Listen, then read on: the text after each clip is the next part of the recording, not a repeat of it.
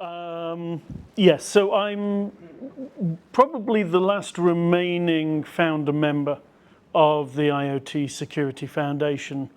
My background, I led microcontroller introductions at ARM for a number of years, and then subsequently took on all of the security technologies across ARM, working with Apple on Apple Pay, Samsung Knox, all of those sort of technologies. So I've been deep in the bits and bytes of security for a while. But what I wanted to do today really is go a little bit deeper into why we have the problems and why we need the CRA, and then potentially look at some of those solutions. And a lot of this is really around resilience of the system. And resilience means a lot of things to different people. If you're Spanish, maybe looking at the resilience of the French yesterday. Not quite there, but we'll see how the game goes later on today. I'll start with a bit of a joke, which most people will probably know. Two Americans touring Ireland, and they get lost. Most Americans do. And they're driving around, and finally the wife says to the husband, you have to pull over, you have to ask for directions. So they pull over, they find a farmer, and they say, which way is it to Dublin? And the farmer goes, well, I wouldn't start from here. And that is exactly where we are with cybersecurity, with resilience, and really with most of the systems that we have today. They are inherently complex. They're the most complex things that we have ever built as a civilization. And surprisingly enough, because they're patched together by many stakeholders, they have many, many issues. 25,000 critical vulnerabilities and exploits in 2025. 25,000. It's over 130 a day. It's no surprise that we have lots of issues. Joe was talking earlier, the cost, the impact of that cybersecurity baggage is $10.5 trillion a year. That's 1.5 times the size of the Chinese economy. It's massive. And you've got to ask the question, how did we end up here? And then what can we do to resolve this? And the reason that we ended up here is because our computer architecture is shocking. How many people in the room are computer scientists? Some, a few, okay. The nature of our compute and our computer architectures today, whether they're x86, Intel, AMD, or whether they're ARM or RISC-V or anything else, is that they are permissive architectures. The way that they have been designed is they will do exactly what you tell them to do.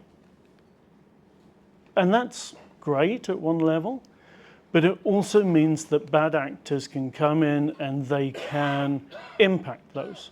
If you give it wrong code, it will do wrong things. It doesn't know anything about that. And for a lot of systems, that's fine. But when we're talking about cyber-physical systems, when we're talking about real-world systems, it can have truly catastrophic impacts. We're not just losing money. People's lives are at risk. Batteries explode, fires happen, all of these sort of things. So we have to look at how we build better architectures, how we build better systems like the CRA, and how we hold ourselves to account in a better way. And these are all linked together, but they come at it from slightly different angles. And if we build the architectures correctly, the requirements for certification, for conformance, and general solutions will ultimately be easier. Never easy, but perhaps easier. So I don't know if this will... Oh, that's 2. Haydn, I'm working it. You're working it? Yeah. Okay. So let's have a look at what's really going wrong with our computer architecture. 70% of those critical vulnerabilities, those 25,000 a year, are what's called memory safety bugs. And what we mean by memory safety is not physical safety of the memory. It's the ability for software to impact what's residing in memory, to change it, to have bugs or something along these lines. Google did a bunch of research on this on their Chromium platform. They found that 70% of the CVEs were memory safe bugs. So that comes into three areas. First is what you call pointer manipulation. A pointer in computer science is just an integer. And in most software, we can just change it. We can just add a number to it, or we can create it out of thin air. And the problem with that is that's exactly what the bad actors do. So 38% of CVEs in Chromium, pointer manipulation.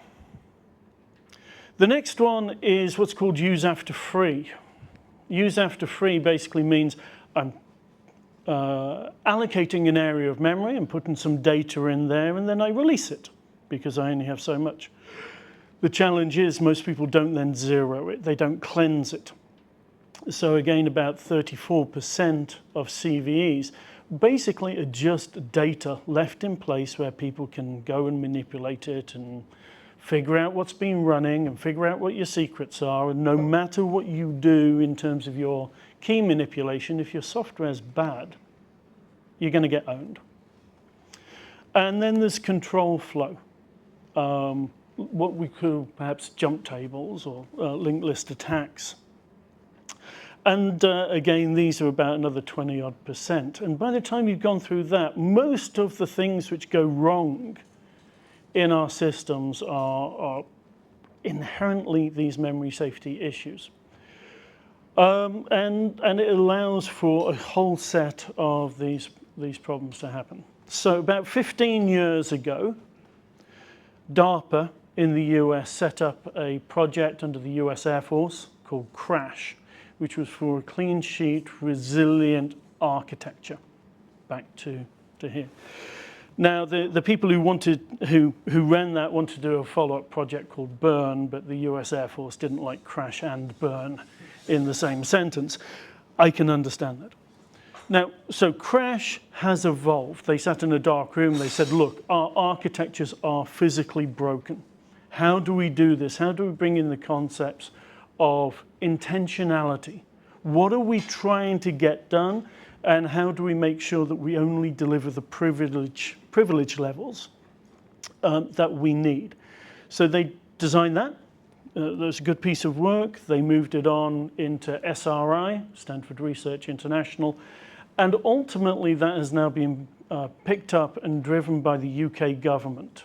And there's a lot of money which has gone into this, well in excess of 100 million publicly and well beyond that in reality. And this has brought through a next generation architecture called Cherry. Now, again, Cherry is not a solution for everything. But memory safety systems, resilient systems are. Whether it is Cherry as a physical architecture, which can be appended to ARM or to RISC-V, or if it's something like Rust as a memory safe language. It doesn't go as far as Cherry, but it does help in the development of those systems. So we can start looking at how we impact systems. Now, that's not going to save everybody. There is an awful lot of code out there. Not all of that code is going to be recompiled into Rust. Not all the hardware is going to move forward. But if we understand what the options are, then we can start to bring that back to how we build systems on ARM, on RISC-V today. So a little bit about the technology, and then we'll go into how we can start to apply this from a CRA perspective.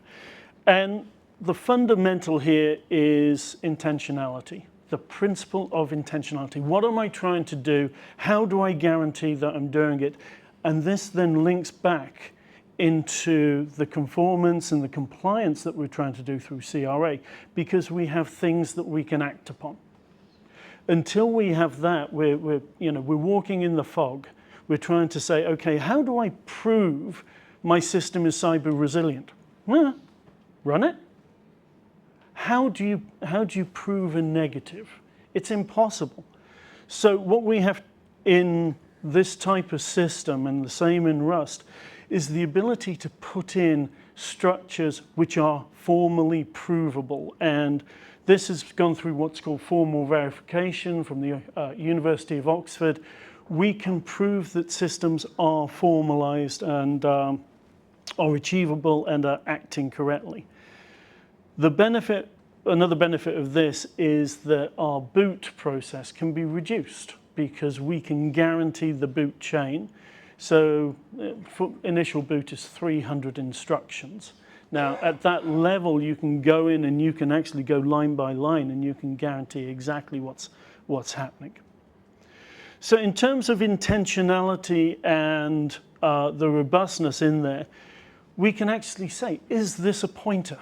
It's a very simple thing, it's 1 bit. But how do we structure pointers today in C? Just type a number. There's no way of guaranteeing what that number should be or how it's used. How's it, has it been implemented? Has it been added to? Has it been multiplied? There's all sorts of issues with our existing architectures. What can we do with this pointer? Very simple requirements. Is this a pointer? Can it call sub-functions? Can it call sub-sub-functions? Can it escape out of its memory bounds? And then whether it's sealed or not sealed, so can we go into this and expose data, or is it passed through opaquely and therefore you can manage it, you can create it in one area of the code and then utilize it further on. Most importantly for a lot of systems is, what are my memory bounds? What am I operating in? In a standard x86 or ARM architecture, you may have a memory protection unit, a memory management unit, or even virtualization, but you don't really lock down the memory bounds, the area of memory that you're operating in. And explicitly, we can do that with the Cherry technology. And again, these are things, when we're talking about how do I formally prove a piece of code, how do I prove the area of memory that it's operating in? How do I make sure it doesn't jump to another function? Those things they're just really incredibly hard to achieve at scale. And then, of course, we still have a pointer in there as well. So the ability to look at the robustness, to look at the way code is expected to execute is an intrinsic part of how we measure its security. And it's just really difficult otherwise, Chris. Now, one of the nice things which DARPA did and has been taken forward by Google and Microsoft is to extend the concepts of this intentionality.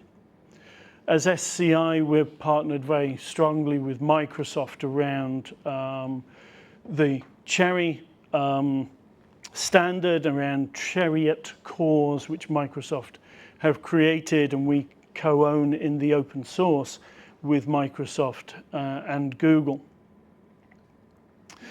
And this kind of gives us 3 layers that we can leverage. So there's the foundational pieces here. We can't have buffer overflows anymore, which is just one of those fundamental issues that we see in all software. No use after free, no pointer injection, etc. But around that, we can start to build concepts of compartmentalization. And the nature of a compartment is that it defines the intentionality of the memory very precisely, so we can limit the blast radius. If you look at Jaguar Land Rover, bless them, they had a really bad hack last year. I think we're probably all aware of that. Cost them $2 billion.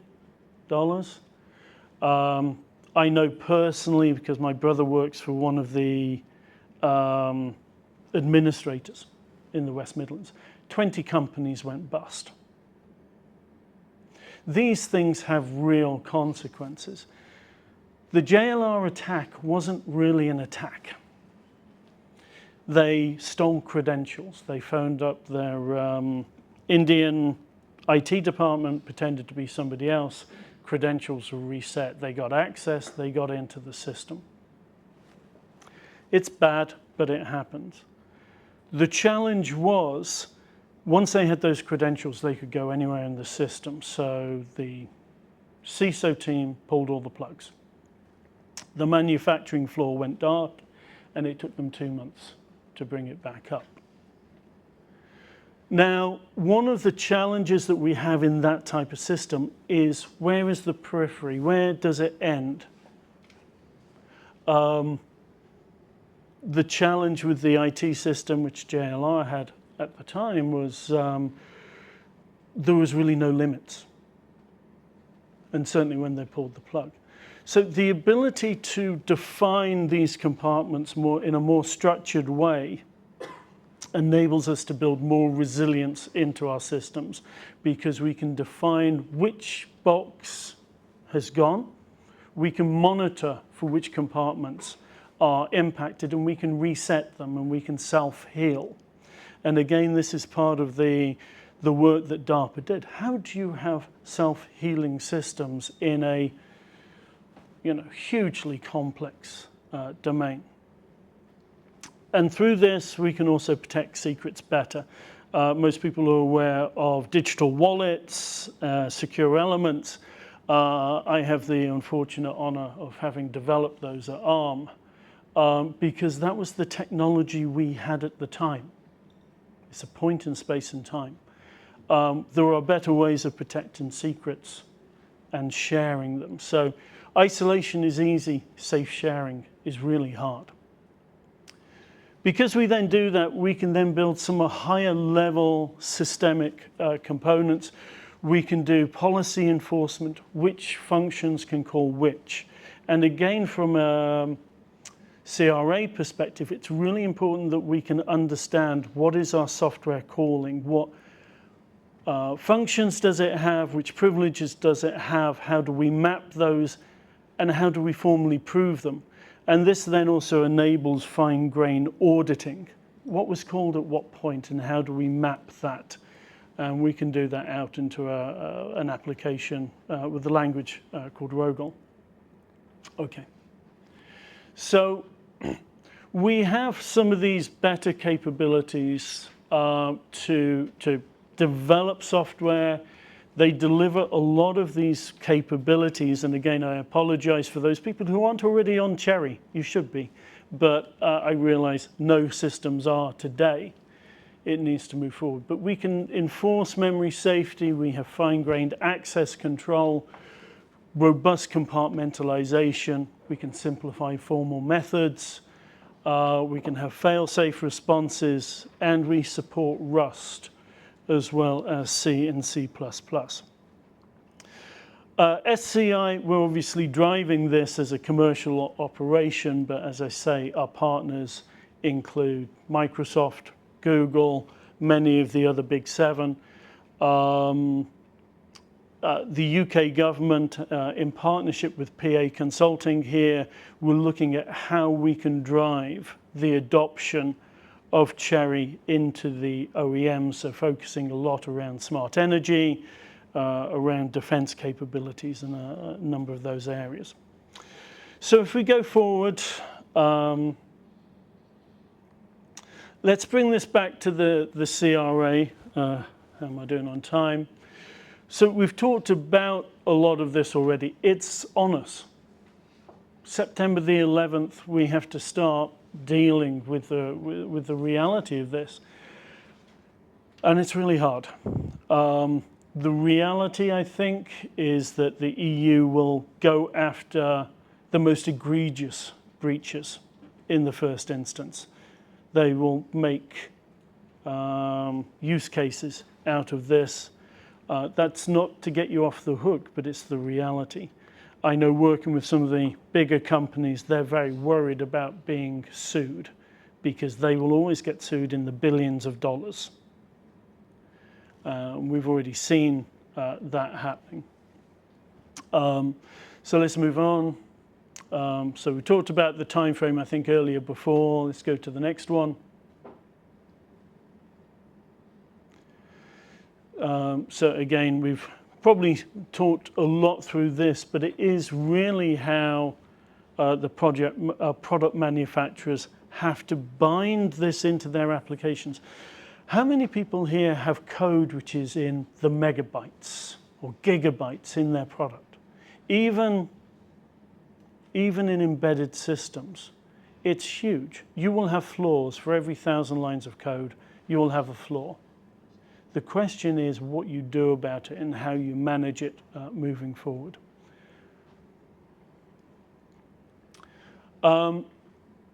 The approach that the UK government is taking to this is obviously to acknowledge this, and we work very closely with DCIT, DESNES, and Cabinet Office.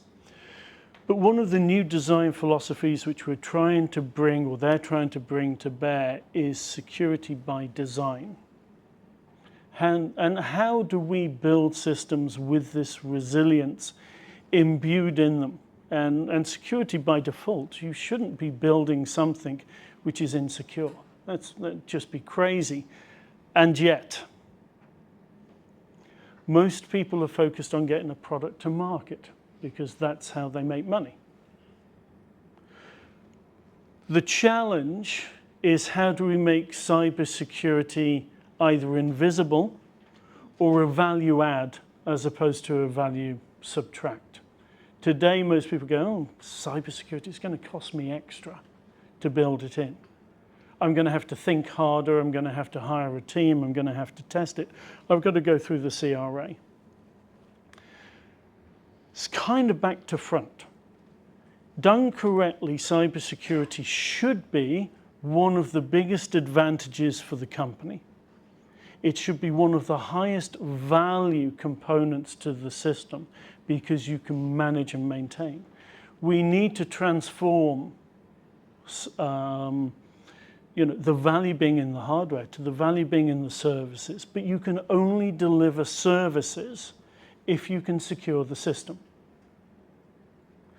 So we have to do a volte-face. We have to change the mentality around cybersecurity. And many people, myself included, have gone for years. It's a cost. It's something that I have to do. It's not. It is something that you should want to do because you can then add all this value on top and monetize it. Okay. So as we, let's skip this one. Access control, secure integrity, all of these aspects have been thought through by DARPA, Microsoft, Google, ourselves, and many, many others. Sorry, we'll keep going because I'm in the way of lunch, and we'll do one more, and we'll start talking about the actual annexes in the CRA, and how do we start to measure these? There's been a lot of great presentations this morning, but nothing has talked really about the specifics of the measurement.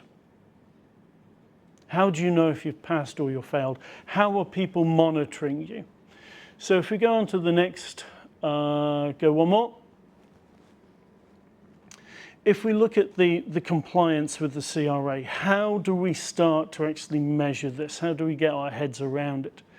Well, there's obviously a bunch of requirements which have been talked about before. So we have to do secure by design. How do you prove that? Well, you can either say you've done it, you can write a lot of documentation, or you can go with an approved secure by design platform. It's relatively easy to understand that.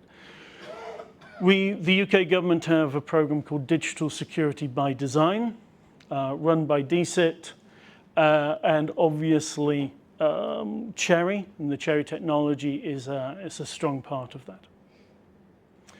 We need to make sure we have no known exploitable vulnerabilities. It's pretty hard. That's an almost impossible thing to prove. Apart from Microsoft and Google have, for the past 5 years, been verifying this platform. And it has 0 known vulnerabilities, star, as of this date, as of today.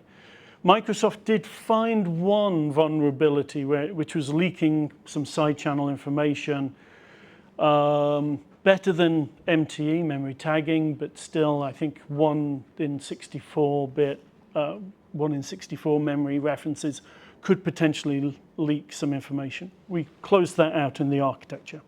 The architecture is as robust as it can be.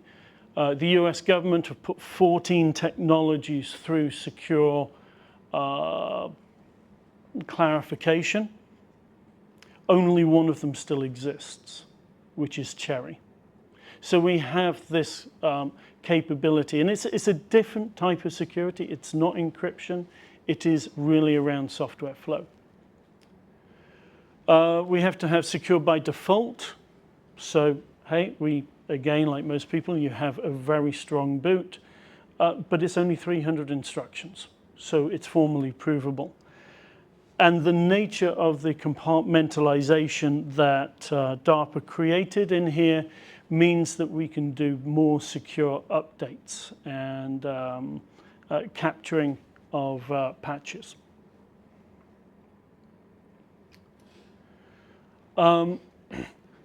Access control is inherent in the instruction set architecture for those people who are not computer scientists. The ISA is the most low-level, fundamental part of a processor design. It defines exactly how it works. It implements it in the gate level. Our ability to route security into the ISA means that you can't get around it, you can't go over it, you can't go under it. It is there, it is imbued, it is part of the physical capability of the product. And this then obviously makes certification and conformance easier. Is it inherent, secure by design ISA, tick, okay, hopefully I've met a lot of that. And as we go through each of these requirements there, they have just inherently been built to meet these requirements. We talk about CRA, I think Joe talked earlier about IEC 62443-4, which is the Industrial Automation and Control Systems standard for the US. There is a federal purchasing requirement on that, which requires, as of January the 1st this year, that every device sold to the federal government must have a pathway to memory safety. It's not something that you might want to do. It's something that you have to do if you want to sell it to the US government or any of its organs. Surprisingly enough, that was created in tandem with the Cherry technology through DARPA. Okay, so I'm deep into lunchtime, so let's just go through the last couple. Minimizing negative impacts, attack surface reduction are inherent aspects of the system. If you're not using Cherry, you're using ARM or x86, you have to manage these things yourself. And minimizing the incident impact.